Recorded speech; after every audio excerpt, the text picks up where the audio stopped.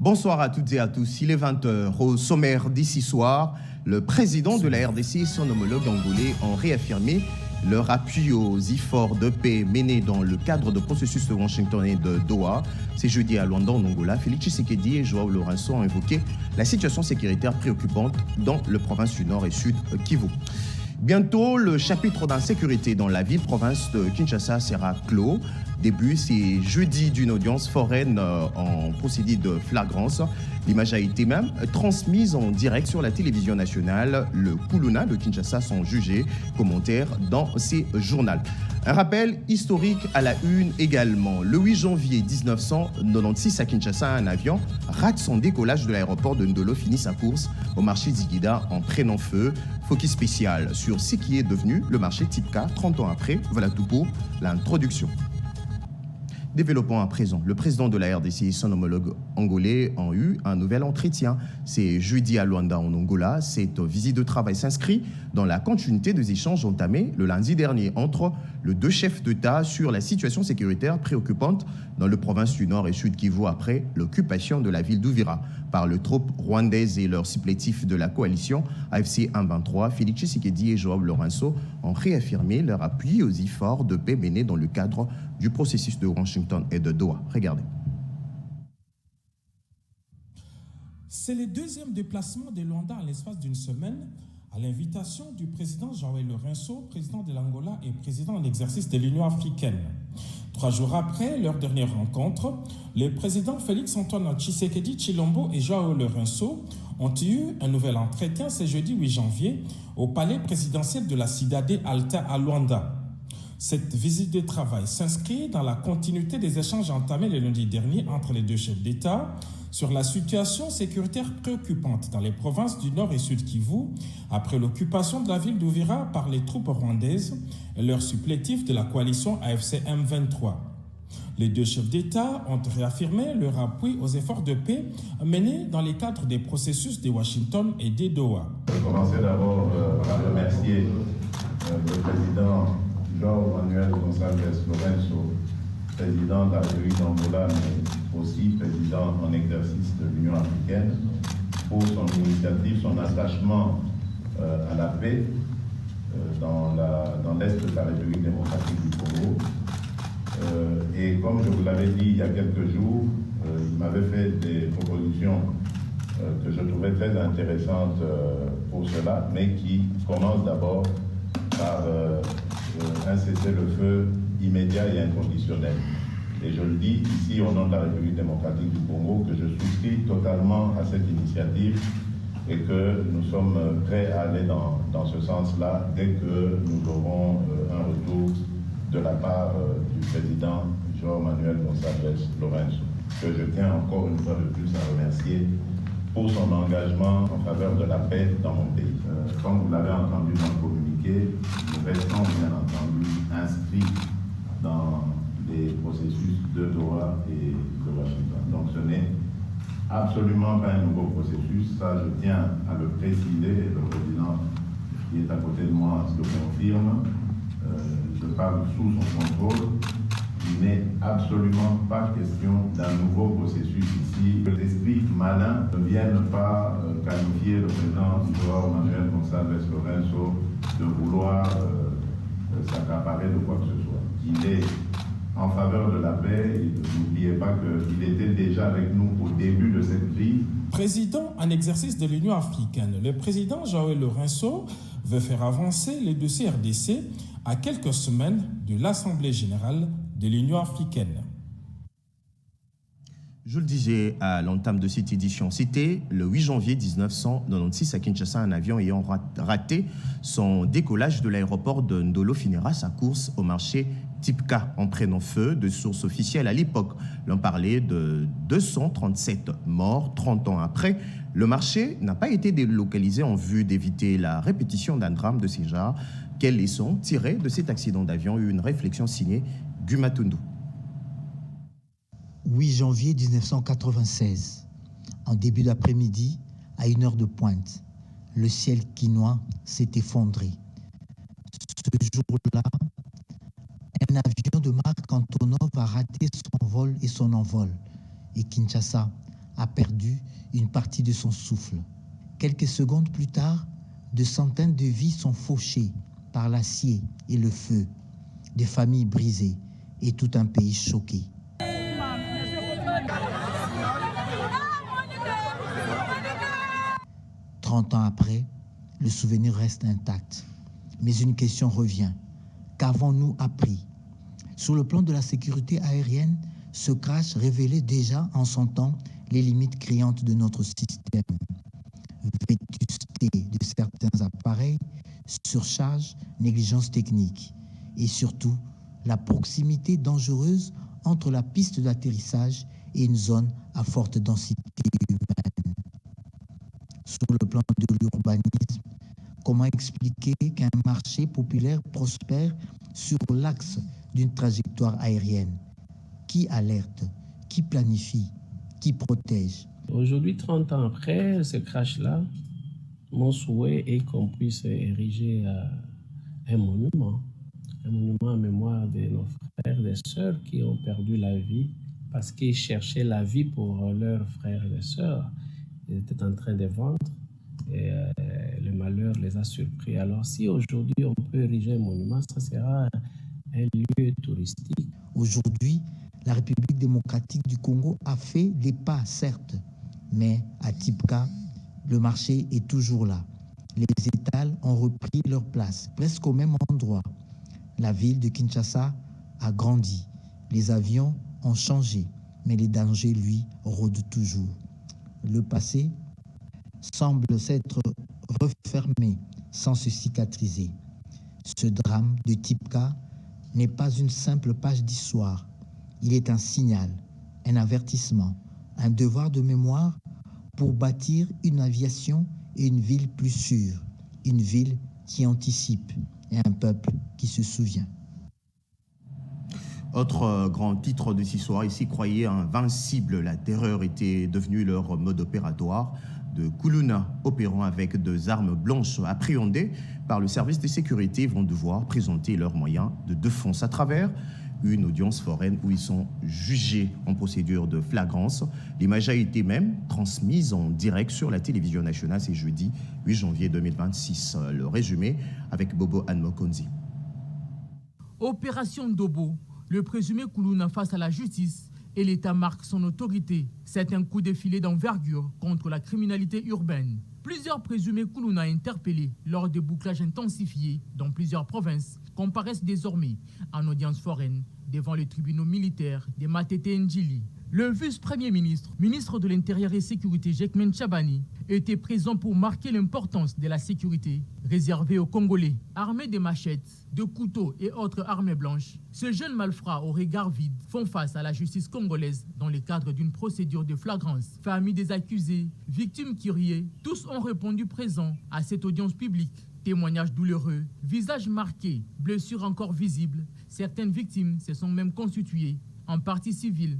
L'objectif ici est de restaurer l'autorité de l'État, garantir la sécurité des citoyens et redonner confiance à la population. Une initiative portée par le vice-premier ministre, ministre de l'Intérieur et Sécurité, Jekmen Tchabani, qui entend faire de la lutte contre la délinquance une priorité nationale. La justice veut aller vite, frapper fort et marquer les esprits à travers un message clair. Fini l'impunité. Et puis le mea culpa de la délégation algérienne à Michel Nkankou suite à un geste offensant du joueur algérien envers ces derniers. Le détail dans ses commentaires de Richard Kalala et Rigan Chinando. Tout est parti d'une altercation d'un joueur algérien à l'endroit du célèbre supporter congolais Michel Nkouka alias Lumumba Veya à la fin du match qui a opposé les Fennecs aux Léopards. Les membres de la fédération algérienne ont fait mea culpa. Ils sont allés à l'hôtel où séjourne l'emblématique supporter pour présenter des excuses et ils lui ont remis un maillot de l'équipe d'Algérie floqué du nom de Lumumba. Le personnage qu'il incarne, c'est un personnage assez, on va dire, symbolique pour nous les Algériens aussi. Vous le savez très bien, en Algérie, il y a des rues et des places publiques au nom de Lumumba justement, donc on a voulu lui rendre hommage, un petit hommage on va dire assez modeste, avec un maillot officiel de l'équipe nationale, voilà, au nom, sont différents. Voilà. On peut acclamer. À travers sa page Instagram, le joueur à l'origine de l'altercation, Mohamed Amoura, a également présenté ses excuses, devenu une figure emblématique de la CAN Maroc 2025 pour sa manière de supporter les léopards qui incarnent l'icône et héros de l'indépendance de la RDC, Patrice Emery Lumumba. Michel Kouka, dit Lumumba Veya, devient un symbole de la résilience congolaise, de savoir-faire et de l'amour de la patrie que témoignent des femmes et des hommes qui évoluent parfois dans l'anonymat. Allez, on change carrément de registre. Tension désamorcée au secrétariat général à la défense face à la grogne de certains personnels civils dont le salaire avait été gelé après le contrôle de l'inspection générale de finances. Le vice-premier ministre de la Défense nationale est monté au créneau. Audience, promesse de clarification et instruction de dégel de comptes. Le patron de la Défense a choisi l'apaisement et le dialogue. Sandra Nyang et Diane Balaka et Geresto Fungi. Le patron de la Défense nationale congolaise a reçu dans son cabinet de travail une délégation d'agents civils dont les noms avaient été retirés de la liste définitive de paye à l'issue du contrôle mené par l'Inspection générale des finances, IGF, en 2022 dans le cadre de l'assainissement du fichier salarial. À la suite du contrôle physique et biométrique, plusieurs cas jugés litigieux avaient vu leurs comptes salariaux gelés, provoquant un mouvement de mécontentement et des actions de protestation. Soucieux de transparence et de dialogue, le vice-premier ministre a accordé une audience aux concernés et les a invités à produire les preuves étayant leurs revendications lors d'une séance de travail mixte prévue la semaine prochaine en vue d'un éventuel rétablissement de leurs droits. Conscient du caractère vital du salaire et en bon père de famille, Maître Guy Kabombo Mwadiavita a instruit l'auditoriat général d'enclencher le processus de dégel des comptes bancaires concernés à titre conservatoire en attendant l'issue de l'examen du dossier. Une décision accueillie avec satisfaction par les agents concernés qui ont exprimé leur reconnaissance au vice-premier ministre de la Défense nationale pour son sens de l'écoute et son souci de justice sociale. Les enfants de l'Itourie associés aux groupes armés appelés de s'adhérer au programme de désarmement, démobilisation, relèvement communautaire et stabilisation pour le respect du principe de zéro enfant dans le groupe armé. C'était lors du séjour de coordonnateur national adjoint du PDDRC chargé de questions techniques et opérationnelles. Peggy Mukunda. Plus de 1000 enfants sortis des groupes armés enregistrés en 2025 en Itourie par le programme de désarmement, démobilisation, relèvement communautaire et stabilisation au PDDRCS. Il était temps pour le programme de faire le suivi et évaluer des activités liées à la sortie des enfants associés aux groupes armés. Pour ce faire, la patronne des opérations du PDDRCS, Marie-Chantal Lumumba, vient d'évaluer la situation actuelle de ces enfants et apprécier les mécanismes de leur prise en charge depuis leur séparation avec les groupes armés. La place des enfants est à l'école et dans la famille et non dans un groupe armé, a martelé Marie-Chantal Lumumba au cours de sa visite au centre de transit et d'orientation, bien avant la tenue d'une réunion de concertation avec les acteurs impliqués dans la protection des enfants, la MONUSCO, à travers sa section de protection de l'enfant et l'UNICEF. Ces derniers ont salué l'initiative et l'implication du programme dans le suivi des enfants sortis des groupes armés et la dynamique de concertation instaurée avec les acteurs. Ils ont également rassuré de mobiliser davantage de ressources pour répondre aux besoins persistants en matière de protection de l'enfant. Les difficultés auxquelles sont confrontés seront analysées et prises en compte par la coordination nationale du PDDRCS pour une solution adéquate, a rassuré Marie-Chantal Lumumba. C'est un secteur clé de la vie nationale. La gestion de terre à travers les affaires foncières se réorganise. Le vice-premier ministre de la fonction publique a procédé en présence de la ministre des Affaires foncières à la signature du cadre et structure organique du secrétariat général aux affaires foncières. Nadine Kilocho, Cédric Kenina et Moké Maluma. C'est un pas important dans la réforme administrative du secteur foncier. Le vice-premier ministre de la fonction publique Jean-Pierre Liaou a procédé à la signature officielle du cadre et structure organique du secrétariat général des affaires foncières. C'est un secteur clé qui nous concerne tous. Il s'agit de gérer nos terres qui constituent la première composante de tout État. Sans la terre, point d'État. Vous gérez cette terre-là et il faut la gérer conformément à la loi, conformément aux normes, aux règlements, au cadre juridique que vous êtes par ailleurs en train de revoir aussi en même temps pour mieux sécuriser les droits des uns et des autres, de l'État, mais aussi des citoyennes et des citoyens. Bref, c'est un travail qui nécessite l'implication de toutes et de tous. Et ça, vous pouvez compter sur nous. Un acte majeur qui dote désormais ce secrétariat général d'un organigramme clair, fonctionnel et conforme aux normes en vigueur. Une avancée significative pour renforcer ses capacités opérationnelles et garantir une meilleure gestion des affaires foncières. Après la promulgation par le président de la République de la loi foncière, aujourd'hui nous pouvons, nous, administration, nous préparer véritablement à la vulgarisation de cette loi et aussi à assurer que nous menons pleinement nos missions, ce qui est de renforcer la confiance des administrés en cette administration et surtout à travailler pour faire du foncier un vrai levier de développement en RDC. En procédant à cette signature, le vice-premier ministre Jean-Pierre Liaou réaffirme la volonté du gouvernement, sous l'impulsion du chef de l'État, de bâtir une administration publique performante, moderne et alignée aux standards de la bonne gouvernance. Marie Karumba Nabintou remplace Christian Tungila à la tête du conseil d'administration de la Caisse nationale de sécurité sociale des agents publics de l'État. Elle est chargée de traduire la vision gouvernementale efficace. Voici le film de la cérémonie de remise et reprise proposé par Eric Kabamba, Sandra Nyangui et Charmin Lelo. Le mardi 6 janvier, la CENSAP a marqué une étape importante avec la cérémonie de remise-reprise avec le PCA sortant Christian Tungila et la PCA entrante Karumba Nabintou Marie. Dans son allocution, Christian Tungila a exprimé sa profonde gratitude au chef de l'État Félix-Antoine Tshisekedi Tshilombo ainsi qu'à la première ministre et au vice-premier ministre en charge de la fonction publique pour la confiance qui lui a été accordée.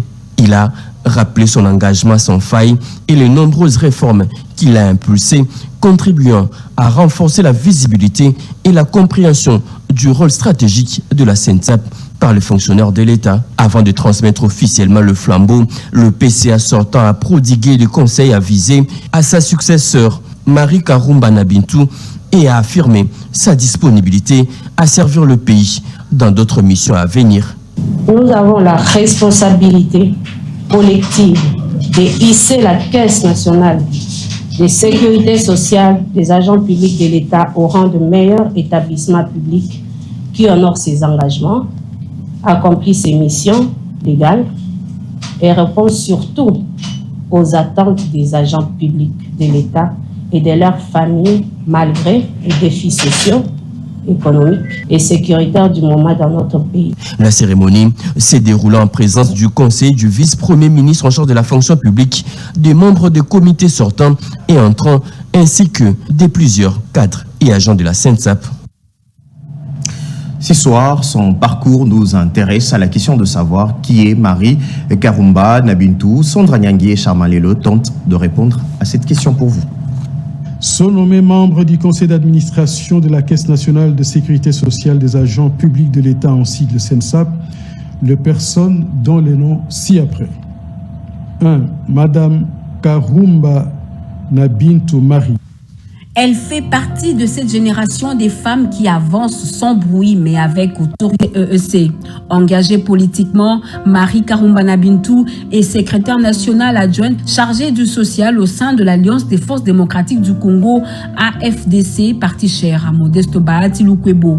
Son engagement dépasse les sphères administratives. Elle est également active dans les projets sociaux et communautaires à Bukavu comme à Goma. Le 24 décembre 2025, elle est nommée présidente du conseil d'administration de la Caisse nationale de sécurité sociale des agents publics de l'État, CENSAP. Une mission de haute importance au cœur de la politique sociale nationale. Leadership féminin affirmé, expertise économique et sens de l'intérêt général, Marie Karumbana Bintou arrive à la SENSAP avec une vision claire, celle d'une institution performante, crédible et tournée vers le bien-être des agents publics congolais.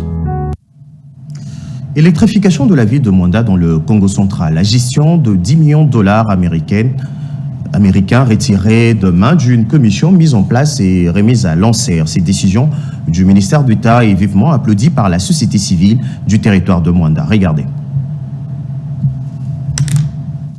Conduite par Maître Willy Ilema, la délégation du cadre de concertation de la société civile du territoire de Mwanda a été reçue le lundi 6 janvier 2026 par la ministre d'État, ministre des Hydrocarbures, Akasia Bandoubo Lambongo. Ces acteurs de la société civile ont soumis à la patronne des hydrocarbures un cahier de charges avec 10 recommandations. Maître Willy Ilema a, au nom de la délégation, félicité la ministre d'État, Akasia Bandoubo pour avoir retiré à la commission chargée des gestions des fonds mis à la disposition du territoire de Mwanda la gestion des 10 millions de dollars américains pour l'électrification de Mwanda. Il a ajouté aussi la problématique des camions citernes qui stationnent à travers la cité de Mwanda. Madame vient de nous dire qu'elle a été en contact avec le DG de Perenco, puis de l'ANSER, et avant mon affaire de ce il y aura une réunion technique Perenco, ANSER, pour permettre à ce que les étudiants puissent se rencontrer, travailler sur la mise en place du courant en monde. La ministre d'État, ministre des Hydrocarbures, de son côté, a fait savoir à ses acteurs de la société civile que la vision du président de la République, Félix-Antoine Tshisekedi Tshilombo, est d'élever le niveau social de l'homme congolais et le gouvernement de la République, sous la conduite de la première ministre Judith Suminwa Tuluka, fait ses social son cheval de bataille. Signalons qu'au cours d'une réunion présidée par la ministre d'État, ministre des Hydrocarbures, au mois de décembre 2025, la commission chargée de gestion des fonds mis à la disposition du territoire de Mwanda avait passé la main à l'entreprise ANSER pour l'électrification de la cité. Exploitation et transformation de minerais pour ressortir une stratégie nationale de la RDC sur le minéraux et métaux critiques, sujet au menu d'un atelier qui se tient présentement à Lubumbashi dans le Haut-Katanga. Malumbela. À Lubumbashi, l'atelier consacré aux minéraux et métaux critiques se poursuit. Les initiatives existantes en République démocratique du Congo, ainsi que les approches et la vision africaine du développement minier, y sont passées au peigne fin. Nous sommes très heureux, comme Commission économique des Nations Unies, de participer au débat, mais aussi de pouvoir créer cette synergie entre les différentes initiatives du gouvernement et ses partenaires pour pouvoir faire en sorte que le Congo crée plus de valeur à travers ces minéraux critiques. Quand même la RDC qui détient la plupart des minéraux stratégiques et critiques. Alors donc c'est très important, il ne faudrait pas toujours subir, il faudrait que nous puissions anticiper sur certains événements ou quand les investisseurs viennent, qu'on puisse leur proposer concrètement ce que nous attendons d'eux et ne pas toujours subir. Si on ne gère pas bien l'exploitation artisanale, elle va nous dicter ses règles et c'est à cela que nous assistons. On a laissé l'exploitation artisanale évoluer en dehors des règles établies par le législateur congolais. Donc le code et le règlement minier sont clairs en ce qui concerne l'exploitation artisanale. Les zones sur lesquelles elle doit être pratiquée, donc il faudrait d'abord que ce soit un gisement qui ne peut pas être exploitable industriellement.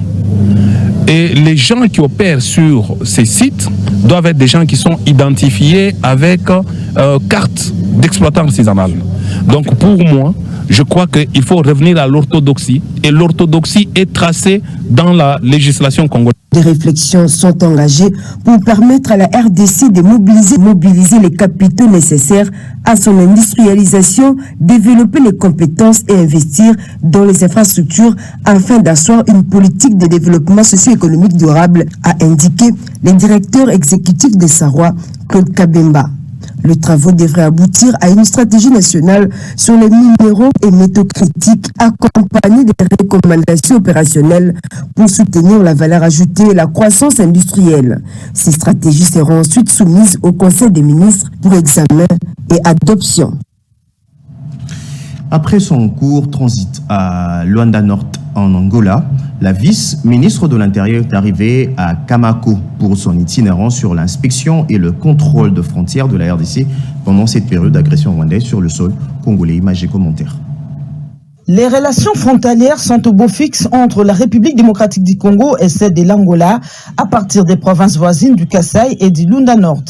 À Dundo, où la vice-ministre de l'Intérieur, Eugénie Kamba, a transité au gouvernorat pour le civilité avant son étape d'itinérance des Kamako, le dernier passage du chef de l'État, Félix-Antoine Tshisekedi Tshilombo, auprès de son homologue, Joao Lourenço, est perçu comme le signal fort d'une amitié historique entre les deux peuples, a laissé entendre le vice-gouverneur. C'est une impression positive. Les peuples angolais et congolais constituent un seul peuple. Les problèmes du peuple angolais sont les problèmes du peuple congolais. Nous avons l'obligation de part et d'autre de vivre en parfaite harmonie, comme veulent nos deux chefs d'État. Le même témoignage pour la vice-ministre de l'Intérieur, Eugénie Kamba. Nous sommes en transit ici dans la province de Lunda Nord. Cette province, elle est voisine à plusieurs de nos provinces, y compris le Kasaï. C'est dans cette ambiance de fraternité entre deux pays que la délégation de la vice-ministre de l'Intérieur, Eugénie Kamba, a pris route pour la cité frontalière Kamako. Ici sur place, elle a communié avec ses compatriotes avec un seul message, la vigilance totale pendant cette période de guerre d'agression rwandaise. Après Kamako, Eugénie Kamba est attendue à Kanjanji, une autre cité frontalière stratégique entre la RDC et l'Angola. Et puis cette mise au point de l'Office congolais de contrôle, une opinion mal informée au sein de la population congolaise accuse injustement et régulièrement l'Office congolais de contrôle de faits qui ne relèvent pas de sa compétence.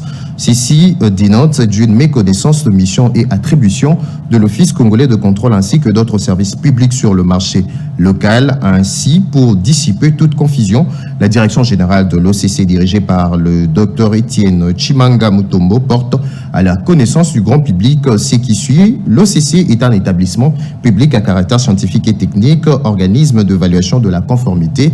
Tierce partie de ces faits, l'OCC n'a pas la charge de surveiller le produit déjà mis en consommation et donc en circulation sur le marché locaux après leur importation ou leur sortie d'usine, assortie de la levée de mise en consignation provisoire jusqu'au résultat concluant de laboratoire notamment. La surveillance sur le marché relève de la compétence de service de la ville.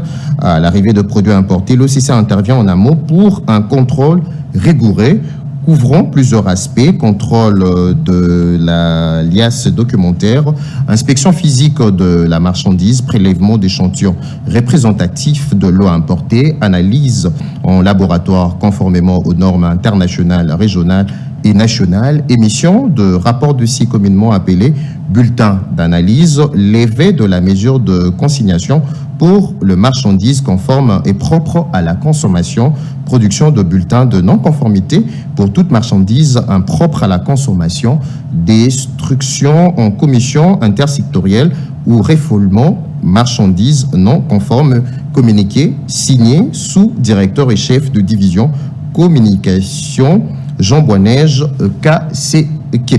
À Kinshasa, le gouvernement provincial s'élance dans un combat contre l'insalubrité persistance.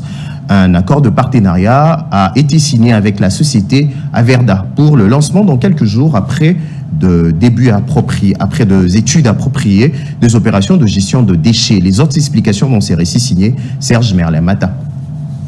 Immense métropole africaine, Kinshasa souffre actuellement d'une insalubrité croissante avec des déchets envahissants, rues et marchés. C'est dans cette perspective que l'hôtel de ville de Kinshasa a conclu avec la société libanaise Averda un partenariat pour la gestion des déchets, la ville de Kinshasa. Au cours de cette rencontre, les échanges ont tourné entre autres autour de la définition des bases d'une future collaboration entre la ville de Kinshasa et la société Averda, ainsi que les modalités pratiques devant permettre de renforcer durablement l'assainissement urbain. On va actualiser cette étude pour faire une proposition qui peut résoudre les problèmes de l'assainissement et des déchets à Kinshasa. Alors aujourd'hui, la ville de Kinshasa va mettre sur rail pour aller le plus tôt possible dans la réponse d'Atombikima en termes d'assainissement de la propriété privée avec la Verda. Au lendemain de cette rencontre, l'autorité urbaine Daniel Bumba-Lubaki s'est rendue sur le site du ministère des Travaux publics où sont stationnés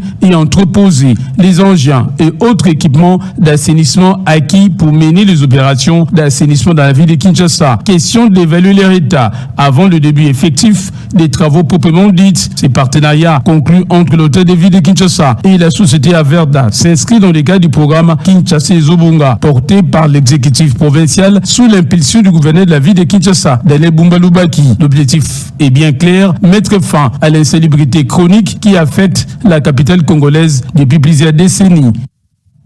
Tout à fait autre chose. Le retour de cantines universitaires s'est fait grâce aux produits agricoles du service national. Un important lot de sacs de farine de maïs a été remis aux universités et institutions supérieures de l'ICASI et de Kolwezi. Cédric Enina. La farine de maïs du service national pour les étudiants de l'ICASI et Kolwezi. Après Kinshasa et Lubumbashi, la tournée sociale du service national se poursuit dans l'espace Grand Katanga.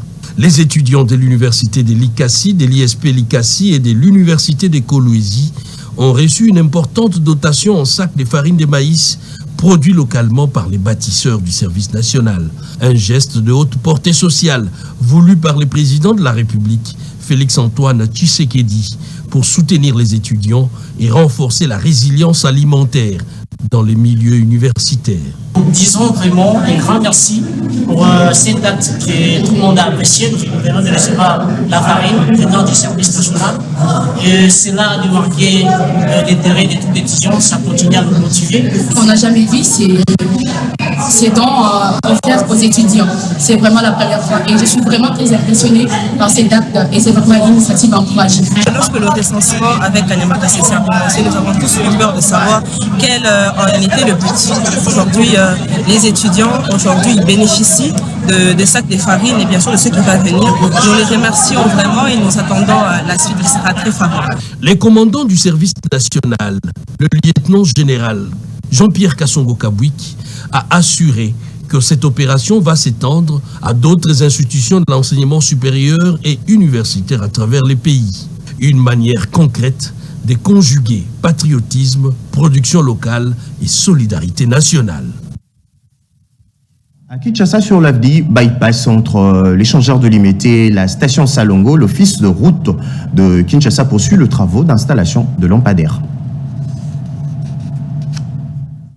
Quand la lumière rassure et modernise, Kinshasa change de visage et l'avenue Bypass en est la preuve vivante. Après les travaux d'assainissement et de bétonnage entre l'échangeur de Limité et la station Salongo, place désormais à la lumière. Sous l'impulsion du directeur général de l'office de route, Janoki Kangalangoy, la phase d'installation de lampadaires bat son plein. Une route bien éclairée, c'est plus qu'un confort. C'est une garantie de sécurité. Un levier pour la mobilité nocturne, souffle nouveau pour les riverains longtemps confrontés à l'insécurité. Cet axe stratégique de la capitale entre dans une nouvelle ère, en droite ligne avec la vision du président Félix-Antoine Tshisekedi Tshilombo, celle d'une Kinshasa moderne, sécurisée et accessible. Sur le terrain, les témoignages sont unanimes, la lumière change tout. Collègue, directeur, encadreur qui nous quitte pour le delà, Mesdames Bouyal n'est plus figure bien connue de la RTNC. Il a tiré sa révérence hier mercredi 7 janvier à Kananga à la suite d'un malaise. Homme de culture et de terrain, passionné et rigoureux, connu pour pour la qualité de ses dossiers, la pertinence de ses chroniques. La rédaction française de la RTNC a observé 1 minute de silence pour rendre hommage à ces chevaliers de la plume qui nous quittent. L'impolitesse de la mort, promenade sans retour pour les pécheurs. Barwa bakoy kova na peti na bango, bazali kolia pe komela. Liwa ekoti ezuma ko ete na ye, ezongisi ete. O liwa, eyebi bakondi te, eyebi sema. Pour porter le destin, pour porter la République démocratique du Congo dans nos cœurs. Et c'est ça, peut-être pour n'avoir pas répondu à ces questions et des difficultés que Et puis c'est communiqué avant de nous quitter. Autorité de régulation de la sous-traitance dans le secteur privé. Le directeur général. Décision numéro 001/RSP/2026/ portant interdiction de fourniture, de distribution et de commercialisation des acides, de la chaux-vive, du charbon et autres réactifs directement par les sociétés minières titulaires de droits miniers ou de carrière et obligation de recours aux sous-traitants éligibles. L'autorité de régulation de la sous-traitance dans le secteur privé ARSP en sigle.